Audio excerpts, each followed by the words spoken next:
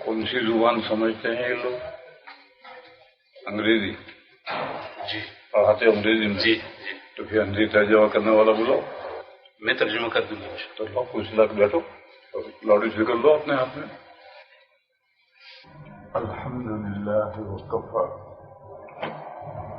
وسلام علی عبادہ الذین اصطفی. سب سے پہلی بات یہ ہے کہ بخاری شریف کتاب الایمان سے شروع ہوئی. کتاب الایمان یعنی کتاب التوحید پر ختم ہوئی، اور یہ وحی کا بیان تمہید میں آیا ہے. جیسے فقہ کی کتابیں ہیں، فقہ کی کتابیں ہیں، کتاب الصلاح سے شروع ہوتی ہے. لأن الصلاة عماد الدین. لیکن نماز کی تمہید میں کتاب الطہارہ آتی ہے. کتاب الطہارہ کتاب الصلاح کی تمہید ہے، اور سورۃ الفاتحہ پورے قرآن کریم کی تمہید ہے. اس لیے سورہ فاتحہ کو کسی پارے میں داخل نہیں کیا. الجزء الاول یبتدئ من قوله تعالی الف لام میم ذالک الکتاب لا ریب فیہ. اس لیے پہلے پارے کا نام الف لام میم ہے. سورہ فاتحہ کو داخل نہیں کیا پہلے پارے میں، ورنہ تو سورہ فاتحہ پہلے پارے کا پریفیس ہو جاتا ہے، اسی کا ڈباچہ ہو جائے، اسی کی تمہید ہو جاتی. درحال کہ سورہ فاتحہ فقط پہلے پارے کا ڈباچہ نہیں، پورے قرآن کا ڈباچہ تمہید ہے. اسی طریقے پر یہ جو وحی کا بیان ہے، یہ کتاب الایمان کی تمہید نہیں، پوری بخاری شریف کی تمہید. پہلی بات تو یہ سمجھنے کی کہ یہ باب اصل مقصود نہیں ہے، تمہید ہے. اور تمہید صرف کتاب الایمان کی نہیں ہے، پوری کتاب بخاری شریف کی یہ تمہید ہے.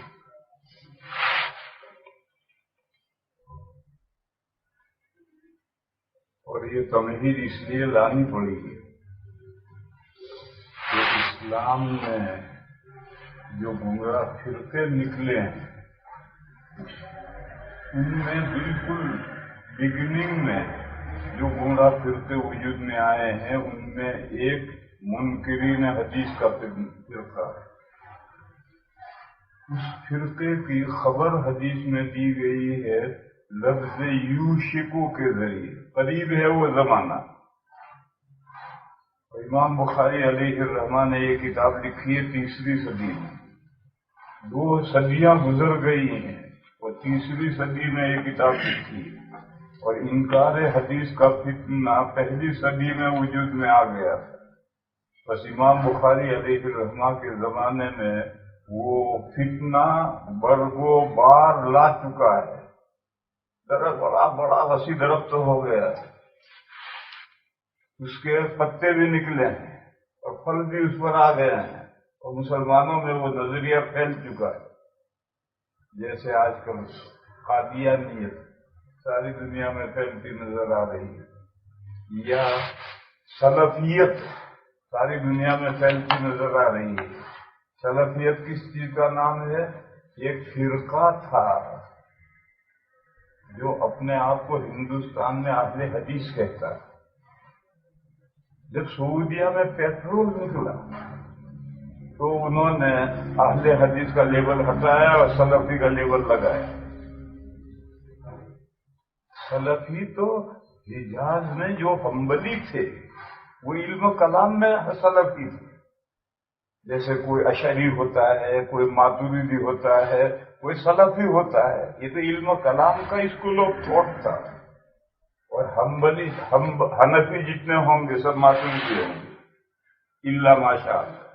شافعی جتنے ہوں گے سب اشعری ہوں گے الا ماشاءاللہ. اور حنبلی جتنے ہوں گے سب سلفی ہوں گے. کیوں؟ امام ابو منصور ماتریدی حنفی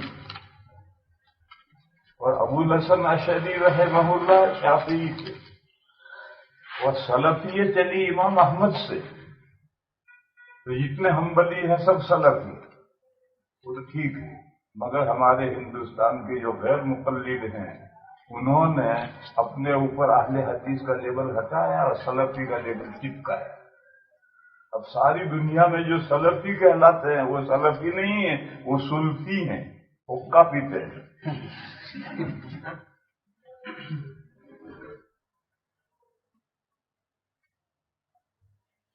تو جیسے یہ فرقہ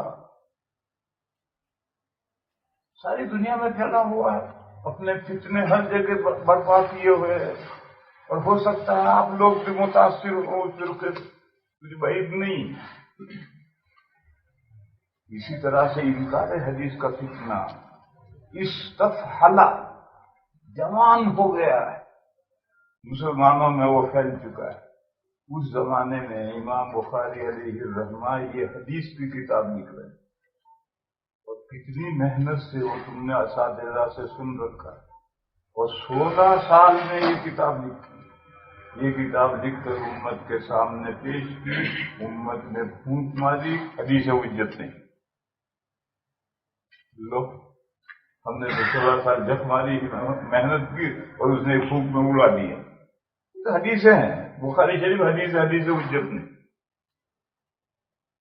اس لیے ضروری تھا کہ حدیث کی کتاب لکھنے سے پہلے حدیثوں کی حجیت ثابت کریں، تو حدیث کی کتاب لکھنے کا کوئی فائدہ ہے، ورنہ تو ایک جملے میں اڑا دے گا۔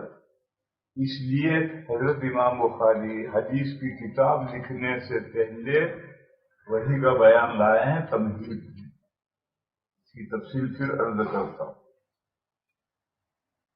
منکرین حدیث سے ایک سوال ہے، قرآن حجت ہے یا نہیں؟ وہ کہیں گے ہے۔ آپ ان سے پوچھئے بھائی قرآن حجت کیوں ہے؟ تو وہ یہ کہیں گے کہ قرآن وحی ہے، اللہ کا کلام ہے، اور وحی کے ذریعے قرآن کریم نبی صلی اللہ علیہ وسلم تک، پھر ان کے ذریعے پوری امت کو پہنچا ہے، تو قرآن وحی ہے، اس لیے حجت ہے۔ اب آپ کہیے کہ اگر اس وجہ سے قرآن حجت ہے تو حدیثیں بھی وحی ہے۔ بس یہ کیا بات ہوئی کہ ایک وحی تو حجت ہے اور دوسری وحی حجت نہیں؟ اگر وحی حجت ہے تو دونوں وحیاں حجت ہیں، اور وحی حجت نہیں تو دونوں وحیاں حجت ہیں۔ اتنی شارٹ دلیل پیش کی، ایسی بھاری بھرکم دلیل ہے کہ منکرین حدیث سے اٹھائے نہیں اٹھے گی، اس کا کوئی وہ جواب نہیں دے سکتے۔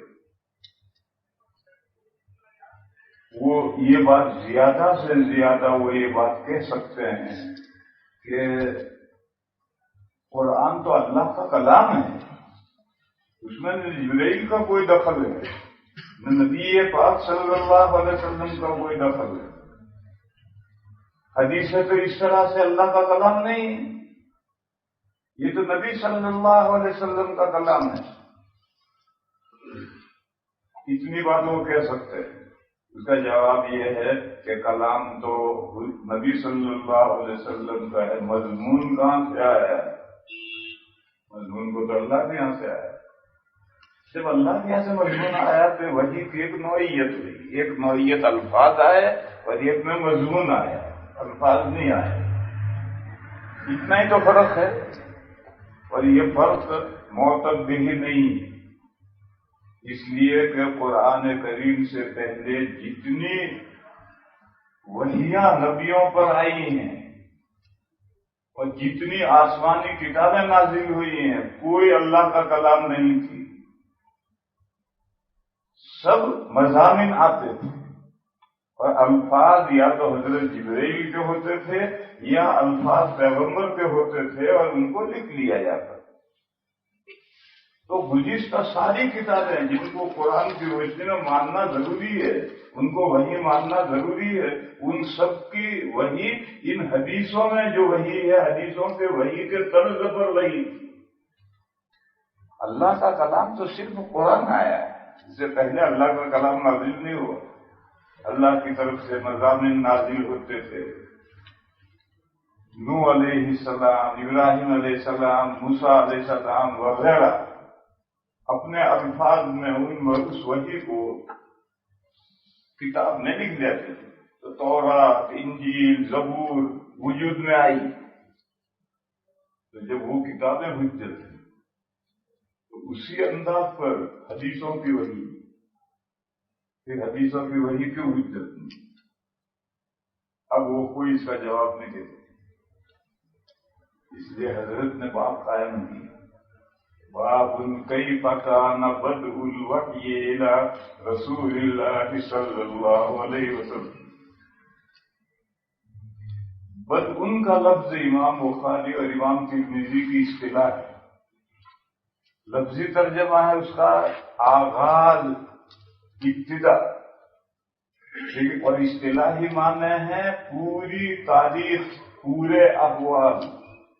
جیسے کتاب و بدء الحیض آئے گی، حیض کی تاریخ، ترمذی میں آئے گی کتاب و بدء الاذان، اذان کی تاریخ۔ ایسے یہ کتاب و بدء الوحی ہے، وحی کی تاریخ۔ پھر حضرت نے آیت لکھی، اس آیت پر بہت غور کرو، اِنَّا أَنزَلْنَا إِلَيْكَ إِنَّا أَوْحَيْنَا إِلَيْكَ كَمَا أَوْحَيْنَا إِلَى نُوحٍ وَالنَّبِيِّينَ مِن بَعْدِهِ۔ وحی کی دو صورتیں، مسلمانوں کو مخاطب بنایا جائے، سبھی انسانوں کو مخاطب بنایا جائے، کفار کو بھی۔ یہ کامل وحی ہے، یہ کامل وحی شروع ہوئی نوح علیہ السلام سے۔ اس سے پہلے انبیاء ہوتے تھے، رسول نہیں۔ آدم علیہ السلام بھی نبی تھے، رسول نہیں تھے، کیوں؟ کفار ہیں ہی نہیں، اس لیے کہا نوح علیہ السلام کا تذکرہ کیا۔ نوح علیہ السلام پر جو وحی اتری وہ دونوں قسمیں اتری، مسلمانوں سے خطاب، کافروں سے خطاب، اور یہ سلسلہ حضور تک چلتا رہا۔ اور یہ فرمایا کہ ہم نے آپ کی طرف وحی بھیجی ہے، جس طرح سے ہم نے وحی بھیجی ہے نوح علیہ السلام کی طرف اور ان کے بعد کے لوگوں کی طرف، ان کے بعد کے رسولوں کی طرف، اسی طرح ہم نے آپ کی طرف وحی بھیجی۔ یہ آیت کریمہ کا ترجمہ ہے۔ اب گزشتہ انبیاء، نبیوں پر جو وحی آتی تھی، جیسے موسیٰ علیہ السلام کے بعد میں بہت سارے انبیاء بنی اسرائیل ہیں، ان پر جو وحی آتی تھی اس میں صرف مسلمان مخاطب ہوتے، یہ وہ رسول نہیں ہوتے۔ لیکن اولو العزم رسول جو ہے ان کے بعد جو وحی آتی تھی وہ مسلمانوں اور غیر مسلموں سب کی طرف ہوتی تھی۔ یہ جو اللہ کے یہاں سے پہلے نوح علیہ السلام کے بعد وحی آتی رہی، اسی طرح سے حضور پر بھی وحی آئی رہی۔ قرآن کی وحی تو سیپریٹ نوعیت ہے، حضور سے پہلے ایسی وحی آئی ہی نہیں، اللہ کا کلام نازل ہوا ہی نہیں۔ کیوں؟ ان کتابوں کو محفوظ نہیں رہنا تھا، اور اللہ کے کلام میں کوئی تبدیلی نہیں کر سکتا، لا تبدیل لکلمات اللہ، اور حضور کے دین کو قیامت تک رہنا ہے۔ اگر قرآن کریم جو دین اسلام کا متن ہے، ٹیکسٹ ہے، اگر وہ ختم ہو جائے تو دین ختم ہو جائے، اور ٹیکسٹ باقی رہے تو شرح میں ایکسپلینیشن میں اگر کوئی گڑبڑ کرے گا تو متن سے ملا کر صحیح کر لیں گے۔ حدیثوں میں لوگوں نے گڑبڑ کی، بولا محدثین نے دودھ کا دودھ، پانی کا پانی الگ کر دیا۔ تو چونکہ حضور کے دین کو قیامت تک رہنا، اس لیے اللہ نے اپنا کلام نازل کیا تاکہ اس کو کوئی بدل نہ سکے۔ اور پہلے چونکہ ان کے ادیان محفوظ نہیں رہنے تھے، اس لیے اللہ کی وحی جو آتی تھی وہ اللہ کی کتابیں ہوتی تھی۔ پورا قرآن کریم پڑھو، پچھلی کتابوں کو اللہ کی کتابیں کہا گیا ہے، اللہ کا کلام کہیں نہیں کہا گیا۔ پورے قرآن کریم میں پچھلی کتابوں کو اللہ کا کلام نہیں کہا گیا۔ اور سورہ بقرہ میں ایک جگہ پر پہلے پارے میں جو آیا ہے کہ اللہ کا کلام سن کر بدل دیتے ہیں، تو یہ تو واقعہ جب موسیٰ علیہ السلام 70 آدمیوں کو لے کر طور پر گئے تھے اور انہوں نے وہاں اللہ کا کلام سنا تھا، واپس آ کر کہا کہ ہم نے بات تو سنی اور بولنے والا نہیں دیکھا۔ اس کلام کا ذکر ہے۔ اس کے علاوہ پورے قرآن کریم میں سب جگہ گزشتہ کتابوں کو اللہ کی کتاب ہے، اللہ کی کتاب ہے۔ اور یہود و نصارہ کو آج بھی اہل کتاب کہتے ہیں۔ بہرحال نبی پاک صلی اللہ علیہ وسلم سے پہلے وہی اسی طرح آتی تھی کہ اللہ کی طرف سے ایک مضمون ڈیٹیل کے ساتھ نبی کے دل میں آ گئے، یا فرشتے نے آ کر ڈیٹیل کے ساتھ وہ مضمون بتلا دیا، اور نبی نے اپنے الفاظ کا جامہ پہنا کر اسے بیان کر دیا، کتاب میں لکھ دیا تو تورات بن گئی۔ حدیث بھی اسی طرح کی وحی ہے کہ اللہ کی طرف سے حضور کے دل پر ایک مضمون وارد ہوتا تھا، الفاظ نہیں، اور ڈیٹیل کے ساتھ مضمون آتا تھا، حضور اس کو اپنے الفاظ میں بیان کرتے تھے۔ اس کا نام الحدیث القدسی۔ حدیث اس لیے کہ الفاظ حضور کے ہیں، قدسی اس لیے کہ مضمون اللہ کے یہاں ہے۔ اور کبھی آتا تھا ایک مضمون، جب ایک آیت نازل ہوتی تھی تو اس کی تمام حقیقت حضور کو ایک بار بھی سمجھا دی جاتی تھی، جیسے یأمرہم بالمعروف وینہاہم عن المنکر ویحل لہم الطیبات ویحرم علیہم الخبائث وَيَضَعُ عَنْهُمْ إِصْرَهُمْ وَأَغْلَالَ الَّتِي كَانَتْ عَلَيْهِمْ۔ یہ آیت نازل ہوئی تو 5 باتوں کی حقیقت ایک ساتھ حضور کو سمجھا دی کہ معروف کیا ہے، منکر کیا ہے، طیب کیا ہے، خبیث کیا ہے، اور اسر و اغلال گلے کے توپ اور ہاتھوں کی بیڑیاں کیا ہیں، یہ سب حضور کو سمجھا دیا۔ اب جب موقع آیا تو حضور نے مضمون پھیلایا اور احکام بیان کی۔ یہ احادیث نبویہ ہے، زیادہ تر حدیث نبوی۔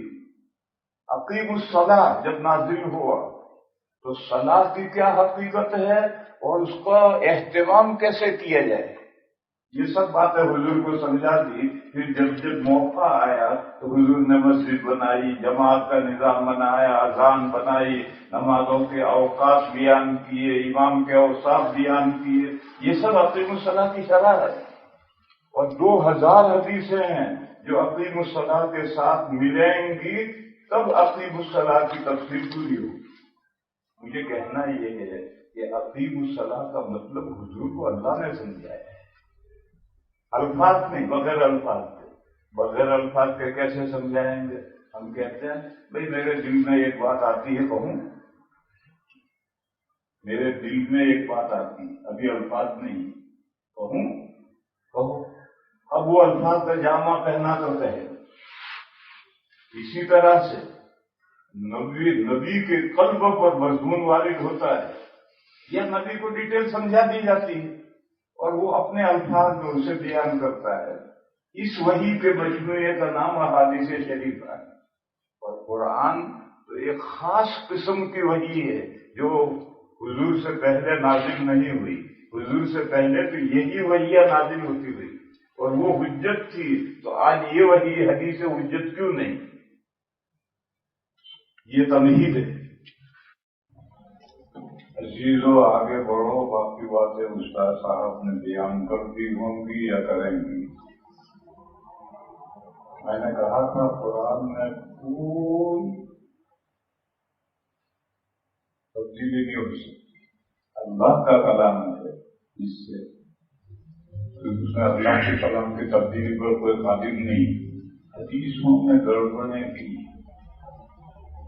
موضوع حدیث لوگوں نے پڑھی اور حدیثوں میں ملائی، مگر محدثین کرام نے ان موضوع حدیث کو صحیح حدیثوں میں سے اس طرح نکال کر باہر کر دیا جیسے گوندے ہوئے آٹے میں سے بال کھینچ لو تو آٹے کا کوئی جز بال پر نہیں آئے اور بال کا کوئی جز آٹے میں نہیں رہے. اس طرح سے حدیث حمل کریں.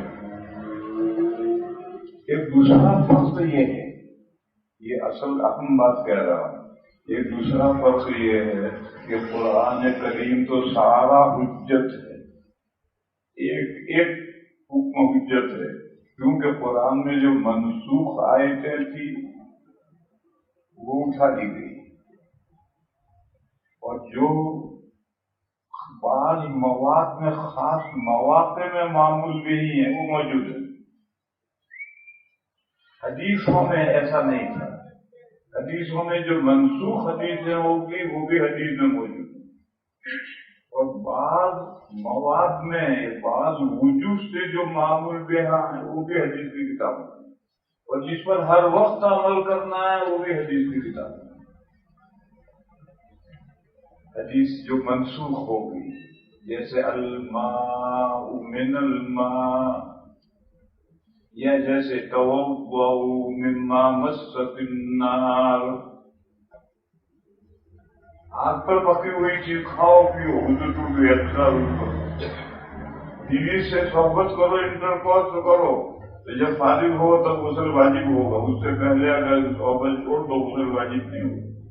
اب یہ آپ کام تھے اور بالکلیہ کمپلیٹلی منسوخ ہو گئے، مگر وہ حدیث کی کتابوں میں ہیں.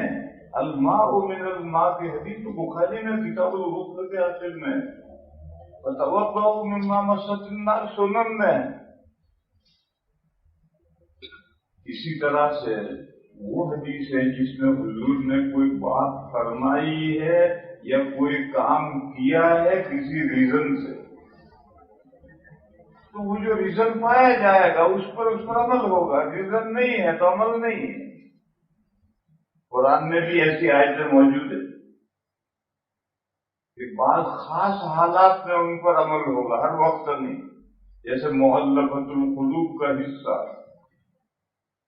بند کر دیا حضرت عمر نے، روک دیا، مگر آیت موجود ہے. قیامت سے پہلے اگر کہیں حالات بگڑے تو زمانے کا امیر المومنین مؤلفۃ القلوب کا حصہ جاری کر سکتا ہے. اسی طرح سے احادیث شریفہ میں بہت حدیثیں ہیں جو خاص سبب سے کی گئی، خاص وجہ سے کی گئی، خاص مسئلے کی وضاحت کے لیے کی گئی. بس وہ صورت پیش آئے تو اس حدیث پر عمل کرو، لیکن عام طور پر عمل کرنے کے لیے وہ حدیثیں نہیں. جیسے نبی پاک صلی اللہ علیہ وسلم نے زندگی میں ایک مرتبہ قوم کی کوڑی پر جا کر کھڑے ہو کر پیشاب کیا. کوڑی پر جا کر کیوں کیا؟ جزیرۃ العرب میں کوئی زمین کم تھوڑی ہے، پھر کوڑی پر جا کر کیوں کیا؟ ریزن بتلایا کہ اگر کوئی گندی جگہ ہے بیٹھنے کی کوئی صورت ہی نہیں ہے تو کھڑے ہو کر پیشاب کرنا جائز. یہ ایک ریزن ہے. اس ریزن پر دوسرے ریزنوں کو قیاس کریں. کسی نے کیسی سرجری کروا رکھی، آپریشن سے بیٹھا نہیں جاتا تو کھڑے ہو کر پیشاب کریں. کسی کے کمر میں درد ہے، گھٹنے میں درد ہے، بیٹھا نہیں جاتا، کھڑے ہو کر پیشاب کریں. یہ دوسرے ریزن ہے جس کو پہلے ریزن پر قیاس کریں. اور سنت کیا ہے، اسلامی طریقہ کیا ہے؟ وہ ہے جو ترمذی میں تم نے حضرت عائشہ کی روایت پڑھی ہے کہ من حدثکم ان النبی صلی اللہ علیہ وسلم کان یقول قائما فلا تصدقوا ما کان یقول الا قائما. اگر کوئی یہ بیان کرے کہ حضور کھڑے ہو کر پیشاب کیا کرتے تھے تو اس کی بات ہرگز نہ ماننا. حضور ہمیشہ بیٹھ کر ہی پیشاب کرتے تھے. اب یہ جو حضرت عائشہ کی روایت ہے یہ سنت ہے یا اسلامی طریقہ؟ بیل کی طرح سے کھڑے کھڑے موتنا یہ تو پتلون پہننے والوں کا طریقہ ہے، اسلامی طریقہ نہیں. یہ تو غیروں کا طریقہ ہے، اپنا طریقہ نہیں. اور وہ جو حدیث ہے وہ ہے وہ خاص ریزن سے ہے، خاص مواد میں ہے، خاص حالات میں ہے، ان حالات پر اس پر عمل کریں گے، عام طور پر اس پر عمل نہیں کریں گے۔ یہ ایک مثال ہے، سینکڑوں مثالیں اس نوعیت کی ہیں۔ ایک مرتبہ حضور نواسی کو کندھے پر بٹھا کر آئے اور پوری نماز بچی کو بٹھا کر کے پڑھائی، رکوع سجدے میں نیچے رکھ دیتے، اگلی رکعت میں پھر بٹھا دیتے۔ یہ زندگی میں ایک مرتبہ عمل کیا ہے، وہ اس لیے نہیں کیا کہ بچی کو رکھنے والا کوئی بھی تھا۔ حضور کے 9 گھر تھے، کیا ان 9 گھروں میں اس نواسی کو رکھنے والا کوئی نہیں تھا؟ اور مدینہ سارا شمع کے پروانے تھے، کیا اس بچی کو کوئی رکھنے والا نہیں تھا؟ نہیں، حضور بالقصد بچی کو لا کر اٹھا کر نماز پڑھائیے تاکہ ایمرجنسی حالات کے لیے مسائل واضح ہوں۔ آدمی ایسی جگہ پر ہے جہاں چور اچکوں کا ڈر ہے، بچے کو نیچے بٹھا کر نماز پڑھو گے بچے اٹھا جائیں گے، اس میں لے کے پڑھو۔ عورت گھر میں ہے اور کوئی ہے نہیں، اور بچہ بگڑ گیا ہے، ماں سے چمٹ گیا ہے، جدا ہوتا ہے، روتا ہے، تو ماں نماز قضا کرے گی؟ نہیں، بچے کو اٹھا کر نماز پڑھے گی۔ تو شرط یہ ہے کہ بچے کے کپڑوں پر بدن سے ناپاکی نہیں ہونی چاہیے۔ تو یہ خاص حالات ہیں، ان کا مسئلہ حضور نے بیان کیا، عمل کر کے، ایک مرتبہ عمل کر کے۔ بس یہ حدیث ہے، خاص مواد کے لیے، سنت نہیں۔ زندگی بھر حضور نے ہمیشہ بغیر بچے کو اٹھائے نماز پڑھی تھی۔ تو میں ابھی بھی مثالیں دینے جاؤں گا تو کتنی ہی مثالیں آ جائیں گی، بغیر مثالوں کے سمجھ لیں۔ یہ حدیث ہے، قرآن میں منسوخ آیت نہیں، حدیثوں میں منسوخ آیت حدیث تھی۔ قرآن میں ایسی آیتیں جو بعض مواد میں معمول بہا ہیں، حدیث میں بھی ایسی حدیثیں جو بعض حالات میں معمول بہا ہیں، وہ سنت اور اسلامی طریقہ نہیں ہے۔ اس لیے میرے عزیزو، امت میں 2 جماعتیں ہوگی، ایک نے کہا ہم اہل حدیث ہیں، اور ہم نے کہا نہیں، ہم اہل السنہ، ہمارا نام اہل السنہ والجماعت ہے، ہم اہل الحدیث نہیں ہیں۔ اور وہ کہتے ہیں اہل حدیث ہے۔ دونوں میں فرق کیا ہے؟ دونوں میں فرق یہ ہے کہ تمام حدیثوں میں جو مطلب کی ملے وہ لے لو۔ یہ جو سلفی ہے غیر مقلدین، یہ مطلب کی حدیثیں لیتے ہیں، اور ہم وہ حدیثیں لیتے ہیں جو اسلامی طریقے کے مطابق ہے، تعامل کے مطابق ہے، جماعت مسلمین جس پر عمل کرتے آئے ہیں وہ یہ وَمَن يَتَّبِعْ غَيْرَ سَبِيلِ الْمُؤْمِنِينَ، مسلمانوں کی راہ چھوڑ کر دوسرے راستے پر پڑے گا وہ جہنم میں جائے۔ تو اہل السنہ اور اہل الجماعہ میں یہ فرق ہو گیا کہ کھڑے ہو کر پیشاب کرنا وہ کہیں گے سنت ہے، ہم کہیں گے سنت نہیں، مجبور معذور کے لیے یہ حکم ہے۔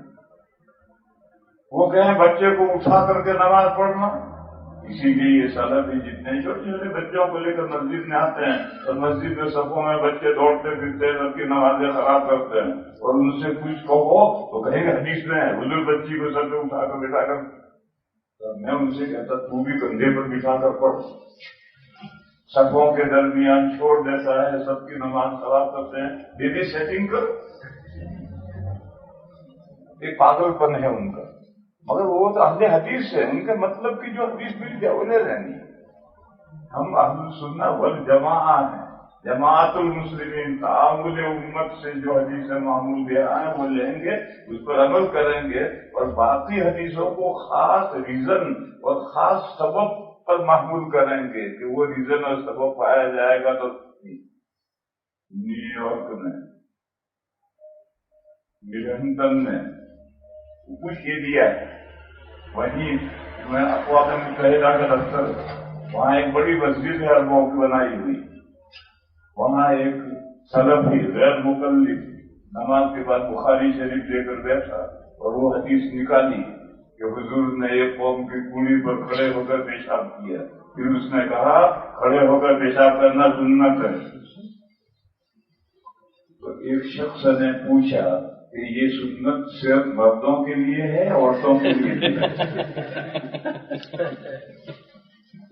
گم ہو گئی بھگوان عزیزوں کہنے کو تو بہت باتیں ہیں، وقت بھی زیادہ ہو گیا ہے، اذان بھی ہو گئی، ماں کا وقت بھی ہے، لہذا آخری بات سن، اختلاف دو طرح کا ہے، عقائد میں اور اعمال میں۔ عقائد کا اختلاف فرقے بناتا ہے اور اعمال کا اختلاف فرقے نہیں بناتا ہے۔ جیسے معتزلہ، کرامیہ، خوارج، روافض، آج کل غیر مقلد، مودودی، سلفی وغیرہ وغیرہ، یہ عقائد میں جو اختلاف ہے اس سے یہ فرقہ بنتے ہیں، اور ان فرقوں میں اہل حق صرف اہل السنہ والجماعہ ہیں۔ اس کے علاوہ دوسرے جتنے فرقے ہیں جو عقائد میں اہل السنہ والجماعہ سے مختلف ہیں وہ سب گمراہ ہیں۔ کوئی ایک بالش راستہ کھو دیا، اس نے گمراہ، راستہ گم ہو گیا، اہل السنہ والجماعہ کے راستے سے ہٹ گیا، کوئی ایک بالش سے ہٹ گیا، کوئی ایک گھر ہٹ گیا، اور کوئی دین کے دائرے سے آؤٹ ہو۔ دیکھو دائرے دو ہیں، ایک دین داری کا دائرہ ہے، اس سرکل کے اندر جو ہے وہ دیندار ہے، اور اس سرکل سے آؤٹ ہو گیا فاسق۔ فاسق لفظ تم پڑھتے ہو، وہ فاسق یہ ہے، وہ دیندار نہیں رہا، دینداری کا جو دائرہ تھا اس سے آؤٹ ہو گیا۔ اور ایک بڑا سرکل ہے دین کا سرکل، اس کے اندر جو ہے وہ مسلمان ہے، چاہے گمراہ فرقہ ہے۔ جیسے اپنے اکابر نے ان غیر مقلدین کو کافر نہیں کہا، ان بریلویوں کو کافر نہیں کہا، ان مودودیوں کو کافر نہیں کہا، مگر یہ اہل سنہ والجماعت کے پاس سے راستے سے ہٹے ہوئے ہیں، لہذا یہ گمراہ تو ہیں لیکن مسلمان فرقے۔ اسی لیے ان کے پیچھے نماز پڑھی ہوئی صحیح ہو جاتی ہے۔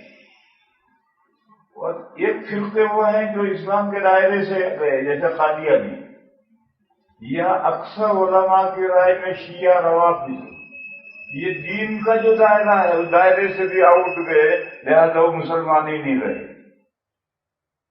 بہرحال عقائد میں جو اختلاف ہوا، یہ اختلاف صحابہ کے بعد شروع ہوا۔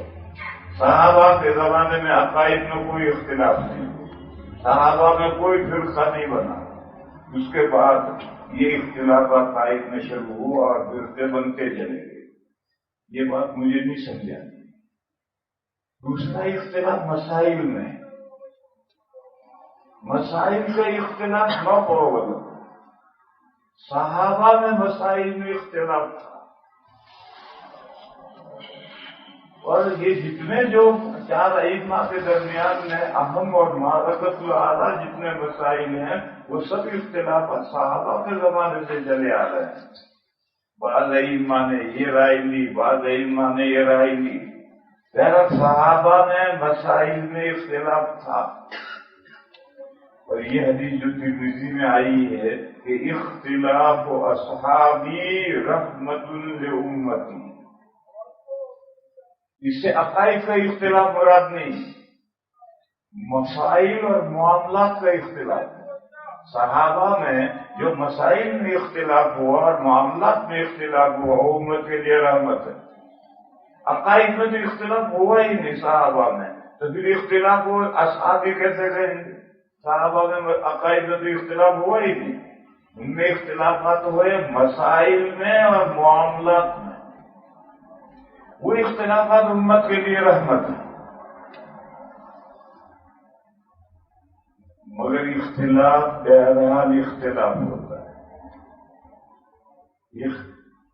یونٹی کے برابر اختلاف نہیں ہو سکتا. اتفاق اس کا اس لیے جو اجماعی مسائل ہیں ان کی اہمیت بڑی ہوئی ہے، اور جو ائمہ اربعہ میں اختلافی مسائل ہیں ان کی نوعیت دوسری ہے. یعنی یہ بات مان لینی چاہیے کہ اتفاق تو اتفاق ہے، لیکن اگر اتفاق نہ ہو سکے، اختلافات ہو جائیں، تو مسائل اور معاملات میں اختلاف ہو تو نہ برابر ہو. عقائد میں اختلاف ہو گئے تو گمراہ فرقے وجود میں ہے. بس ایسی صورت میں اختلافات ہو جائیں لوگوں میں تو اس سے کیسے بچا جائے؟ بچنے کا ایک راستہ ہے میرے بھائی، اسی کو سمجھانا ہے. اگر عقائد میں اختلاف ہے تو اہل السنہ والجماعہ کے خطے سے بن جاؤ. جو اہل السنہ والجماعہ کے ایسا عقائد ہے بس وہ عقائد، اس کے علاوہ جو نئے عقائد لوگوں نے نکالے ہیں ان سے بچو. اور مسائل میں اختلاف ہوں تو حنفی، شافعی، مالکی، حنبلی، یہ سب اختلافات ہیں اور سب حق ہیں، مگر اختلاف بہرحال اختلاف ہے، اجماع کے برابر نہیں. بس یہ جو ائمہ اربعہ میں اختلاف ہوئے ہیں ان میں کیا کریں؟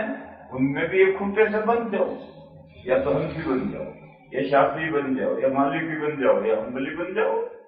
اختلاف مطلب کھوٹے سے بننا ضروری. اور اگر حنفیوں میں اختلاف ہو جائیں تو پھر کھوٹا ہے دیوبندیت، اس سے بن جاؤ. تو جو اختلافات اہل السنہ میں اختلاف ہوں گے اس سے بچنے کا راستہ یہی ہے کہ دیوبندیت کے کھوٹے سے بن جاؤ. لندن میں جس مسجد میں میں ٹھہرتا ہوں اس مسجد کا کانسٹیٹیوشن بنا، بڑی مسجد ہے، اور گجراتی، بنگالی، پاکستانی، صومالین طرح طرح کے نمازی ہیں. اس لیے کانسٹیٹیوشن ضروری ہے. ون نیشن کے لیے کانسٹیٹیوشن ضروری نہیں، ملٹی نیشن ہو جائے تو کانسٹیٹیوشن ضروری ہے. کانسٹیٹیوشن بنا تو اس میں ایک دفعہ رکھی اور میرے مشورے سے رکھی کہ اگر کانسٹیٹیوشن کے کسی ٹرم کی ایکسپلینیشن میں اختلاف ہو جائے تو اس لفظ کے جو مفہوم دیوبند کا دارالفتہ بیان کرے گا وہ معتبر. ایک لفظ ہے اس کا یہ مطلب ہے، یہ مطلب ہے، یہ مطلب اختلاف ہو گیا. دیوبند کے دارالفتہ سے پوچھو اس لفظ کا کیا مفہوم، وہ جو اس کی وضاحت کرے وہ معتبر ہے، جھگڑا ختم. یہ میں مثال دے رہا ہوں اس بات کی کہ کسی ملک میں علماء میں، اپنے ہی علماء میں اختلافات ہو جائیں تو بچنے کا راستہ دیوبندیت کھوٹا ہے، اس سے بند ہو. جیسے عقائد میں آپ کو اہل السنہ والجماعہ کے عقائد سے لگنا ہے، اور مسائل میں حنفیت سے لگنا ہے، اور حنفیت میں پھر دیوبندیت سے لگنا ہے. اختلاف سے بچنے کا یہی ایک واحد راستہ ہے اور کوئی راستہ نہیں ہے. دیکھو ہمارے حضرت کیسے سمجھاتے ہیں، بہت عمدہ ترجمہ کر رہے ہیں. ہمارے حضرت نے بہت شاندار ترجمہ کیا. شاندار ترجمہ کسے کہتے ہیں؟ میں سمجھ لوں اس کو کہتے ہیں. میں نہیں جانتا، پھر بھی میں سمجھ لوں شاندار ترجمہ، اور میں نہ سمجھوں تو مقامی زبان ہے، لوگ جس طرح سے بولتے ہیں. ایک دوسری نظیر لو، بہت بڑا عالم کون ہے؟ وہ جس کی باتیں سمجھ میں نہ آئے، اور جس کی باتیں سمجھ میں آ جائے وہ بڑا عالم کیا ہوا، اس کی باتیں ہم سمجھتے ہیں. بہرحال اللہ تعالیٰ آپ کی علم میں برکت فرمائے، آپ کو علم نافع عمل صالح عطا فرمائے. اس ادارے کو جس میں آپ پڑھ رہے ہیں اللہ ترقی عطا فرمائے. اللہ تعالیٰ ہم سب کو اپنی مرضیات پر چلنے کی توفیق عطا فرمائے. اور حدیث شریف کی اجازت کے لیے 3 شرطیں استمع کیا شیخ، 3 شرطیں ہیں، وہ شرطیں پائی جائیں تو اجازت ہوتی ہے، اس کے بغیر اجازت نہیں ہوتی۔ پہلی شرط ہے کہ وہ اہل السنہ والجماعت کے عقائد پر، اہل السنہ والجماعت کے عقائد پر ہیں۔ گڑبڑ ہمارے یہاں دیوبند میں ہوتی ہے، قادیانی بھی داخل ہو جاتے ہیں، بریلوی بھی بہت داخل ہوتے ہیں، مودودی بھی داخل ہوتے ہیں، جھوٹ بولتے ہیں اپنے آپ کو، حالانکہ قرآن میں لکھا ہے کہ اہل السنہ حنفی مذہب پر اور حضرت مولانا رشید احمد اور مولانا گنگوئی کے مشرق پر ہے، اسی کا داخلہ ہو، اور جھوٹ بولنے والوں کیسے ہو؟ بس ایسے طلبا جو اہل السنہ والجماعت کے عقائد پر نہیں ہیں، ان کو اجازت دی جائے تو بھی اجازت نہیں ہوئی۔ اور یہ تو چھوٹا ادارہ ہے، یہاں تو انشاءاللہ سبھی طلبا اہل السنہ والجماعت کے عقائد پر ہیں یا ہوں گے، لہٰذا یہ شرط تو کوئی اہم نہیں۔ دوسری شرط ہے فہم الحدیث، حدیث سمجھاؤ، اجازت یعنی آگے روایت کرنے کی اجازت سمجھاؤ، یہ شرط بہت سخت ہے۔ ہمارے مدارس میں آپ طلبا حدیث کو جیسا سمجھنا چاہیے سمجھتے ہی نہیں، کیوں؟ وہ بار بار دیکھنے سے موبائل نکال کر کے بھائی کے نیچے دیکھتے ہیں تو میٹ کال پر نہیں ہے اور اس کا تقریر کر رہا ہے، کہاں سے حدیث سمجھے؟ یا استعداد کم ہے، استاد اونچی سطح سے بول رہا ہے، طالب علم کی استعداد کم ہے تو استاد کی بات یمر کما تمر السحاب، تو اجازت کے لیے یعنی آگے آپ حدیث بیان کر سکتے ہیں، اس اجازت کے لیے پڑھنے کی ضروری ہے۔ اس لیے میرے عزیزوں سب حدیثیں بہت سمجھ کر پڑھو۔ تیسری شرط تثبت، جب آگے حدیث بیان کرے جمع کر بیان کرے، یہ نہیں کبھی یوں بول دیا کبھی یوں بول دیا، ترجمہ نے کچھ بڑھا دیا کچھ گھٹا دیا، نہیں، جیسا حدیث ہے گہری نہیں اسی طرح بیان کرو۔ تثبت اگر ہے تو حدیث کی اجازت ہوتی ہے۔ پھر تصدی للاقرار، آپ کے استاد صاحب آپ کو پڑھانے بیٹھے تو یہی اجازت، اور ان 3 شرطوں کے ساتھ، اس کے لیے کوئی الگ اجازت نہیں لینی پڑتی۔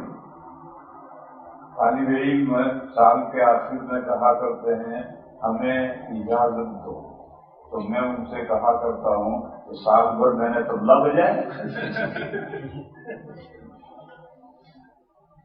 تو یہ تصدی للاقرار، یہ تو وہ ہے جس نے ایک نے دوسرے سے پڑھا نہیں ہے اور وہ اجازت مانگے تو اجازت دیتے ہیں، لیکن طلبا کے لیے تو یہ پڑھانا ہی اجازت ہے، لیکن ان 3 شرطوں کے ساتھ۔ لہٰذا یہ شرطیں اپنے پیدا کرو، اساتذہ کا آپ کو پڑھانا ہی آپ کے لیے اجازت ہے۔ اللهم صل وسلم وبارك على سيدنا ومولانا محمد وعلى آل سيدنا ومولانا محمد بعدد من صلى وسلم۔ ربنا آتنا في الدنيا حسنة وفي الآخرة حسنة وقنا عذاب النار۔ اللهم إنا نسألك الهدى والتقى والعفاف والغنى۔ ربنا هب لنا من أزواجنا وذرياتنا قرة أعين واجعلنا للمسلمين إماما۔ اللهم إنا نسألك علما نافعا وعملا متقبلا وقلبا خاشعا۔ یا الہ العالمین اس ادارے کو قبول کرنا، یا اللہ اس کے حسنات میں اضافہ کرنا، یا اللہ اس ادارے میں جو طلبا پڑھتے ہیں خاص طور پر یہ دورہ پڑھنے والے طلبا، میرے مولا ان کو علم نافع عمل صالح عطا فرما، ان کو دین حق کا نمائندہ بنا، یا اللہ ہمیں ایک بنا، نیک بنا. یا اللہ جو ان اداروں کی مدد کرتے ہیں ان کے جان میں مال میں برکت پیدا کرو. یا اللہ ہمارے بیماروں کو شفا عطا کرو. اے میرے مولا ہمارے حاجت مندوں کی حاجت روائی کرو. یا اللہ ہماری مغفرت کرنا، ہمارے ماں باپ کی مغفرت کرنا، اور تمام مسلمان مردوں کے مسلمان عورتوں کا سبحان ربک رب العزة